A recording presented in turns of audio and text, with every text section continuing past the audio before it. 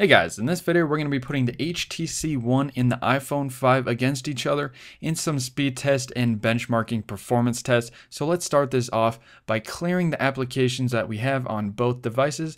And the first application we're going to be benchmarking here is Geekbench 2. Now you can see all of the specs of both of these phones right here in front of us. So let's go ahead and run the benchmarks to see which one comes out on top. Now the HTC One easily beats out the iPhone 5. It is a lot newer and it is using a quad-core processor. The iPhone 5 is using a dual-core processor, and you can even tell that the Geekbench score is higher than the Nexus 10 on the HTC One. Now the next thing we're going to do here is test out the Wi-Fi speeds and the Wi-Fi performance of both of these. So we're going to hit begin test here, and we are on the same server on each of the devices, and I had some really mixed results with this. I think the developer of this application said that this application is actually screwed up if you look in the App Store notes.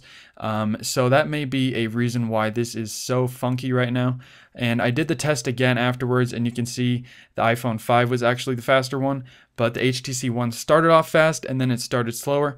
But I think this is the developer's problem with their application and not the speed of the phones themselves. The next test we're going to run here is the HTML5 test that you can run through any browser, and you can tell that the HTC One definitely scored higher. Now I did test this with Chrome on the HTC One, and I'm going to switch over to the stock browser that comes with the HTC One, and it actually scores higher than Chrome, which is pretty impressive. And again, this is definitely higher than the iPhone score. So that was the HTML5 test. The next test we're doing here is called BrowserMark. This is another benchmarking utility for your web browser, and with the stock browser on the HTC One, I got a score of 2204, which is 81% better than phone browsers on the iPhone 5 with Safari. I got a score of 2434, which is 94% better than all phones.